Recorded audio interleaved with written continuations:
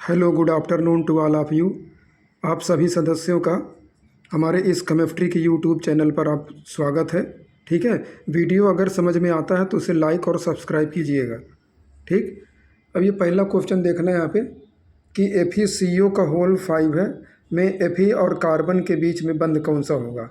यानी आयनिक बंध होगा, पाई बॉन्ड केवल होगा, सिग्मा बॉन्ड होगा या सिग्मा पाई दोनों होगा। तो देखना, जब भी कोई कार्बन एटम किसी मेटल से जुड़ता है, ठीक है, जब कोई कार्बन एटम किसी मेटल से जुड़ेगा तो उसे हम आर्गेनोमेटेलिक कंपाउंड बोलते हैं, आर्गेनोमेटेलिक कंपाउंड। और आर्गेनोमेटेलिक कंपाउंड में हमेशा सिग्मा और पाई बॉन्ड रहता है, याद रखिएगा, हमेशा सिग्मा और पाई बॉन्ड दोनों रहेगा। जब भी कोई मेटल किसी कार्बन एटम से डायरेक्टली जुड़ेगा तो उसे हम आर्गेनोमेटेलिक कंपाउंड बोलते हैं। ठीक, तो उसमें सिग्मा और पाई बॉन्ड दोनों चलते हैं साथ में जो है। अगला है NiCO का होल 4 है, NiCN का होल 4 -2। ठीक, दोनों स्ट्रॉन्ग लिगेंड जुड़े हैं, पर यहाँ पर ऑक्सीडेशन नंबर 0 होगा निकिल का, और यहाँ पर +2 होगा। ठीक है, तो जब यहाँ पर 0 होगा तो इनका विन्यास क्या बनता है, देखना है। फिर अगर 0 होगा, NiCO का होल 4 NiCN का होल 4, दोनों कह रहा डायमैग्नेटिक है। ठीक है, दोनों डायमैग्नेटिक है, तो दोनों संकरण कौन सा होगा, तो देखना है यहाँ पे देखना, NiCO का होल 4 है तो निकिल का 28 होता है, 3D8 4F2 4P0 हो जाएगा। ठीक, पर यहाँ ऑक्सीकरण संख्या 0 है निकिल की, तो जो भी विन्यास होगा स्ट्रॉन्ग लिगेंड है, तो जो इलेक्ट्रॉन होंगे वो पेयर हो जाएंगे, यानी इलेक्ट्रॉन 3D में आकर के 2 भी भर जाएंगे। तो 3D कितना हो जाएगा, 10 हो जाएगा, 4F0 4P0 हो जाएगा।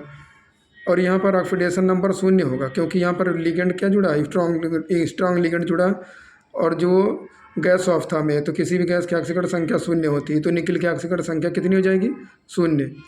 ठीक, तो यहाँ पर कितने लिगेंड है, 4, तो D तो पूरा भर गया और बचे हैं 3, 1 2 3 4, तो S का 1 P के 3 sp3 हाइब्रिडाइजेशन हो जाएगा। ठीक है, और NiCN का होल 4 -2, यहाँ देखना, यहाँ पर जो निकिल के ऑक्सीडेशन नंबर है प्लस की 2 आएगी, और प्लस का 2 आएगा तो ये जो 3D8 4F2 बना था इसमें से ये 2 इलेक्ट्रॉन चले जाएंगे, और चले जाएंगे तो 3D8 बचेगा।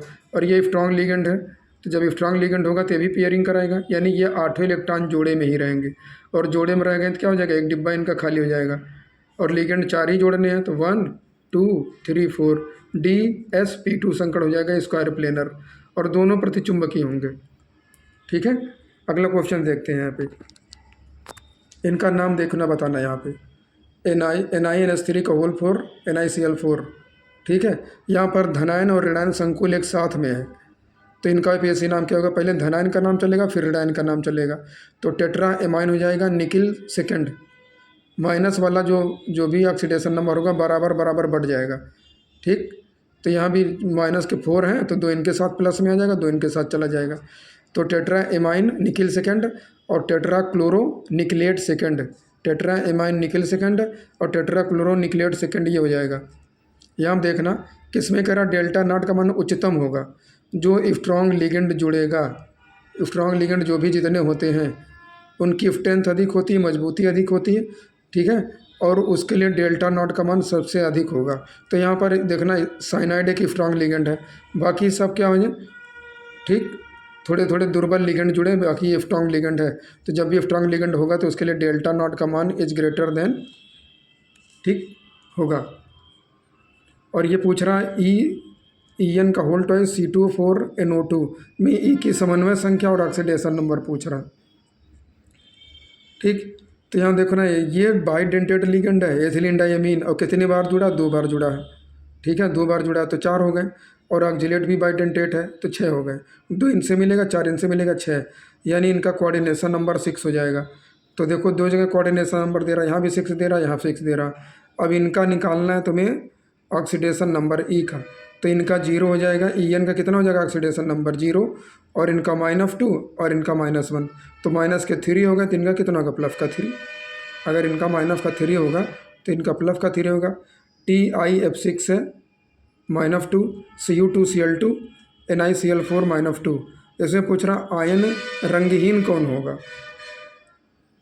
रंगहीन मतलब किसमें d ऑर्बिटल पूरा भरा होगा या d ऑर्बिटल नहीं होगा, वही रंगहीन होगा। अगर d ऑर्बिटल आंशिक रूप से भरा होगा तो क्या हो जाएगा, रंगीन हो जाएगा। तो देखना यहाँ पर देखना TiF6 है। ठीक है, तो इनका विन्यास तो ये बनेगा, पर यहाँ ऑक्सीकरण संख्या निकालोगे तो प्लस की 4 आएगी, और प्लस की 4 आने का मतलब कि चारों इलेक्ट्रॉन चले गए, और चारों चले गए तो डी ऑर्बिटल बचा ही नहीं।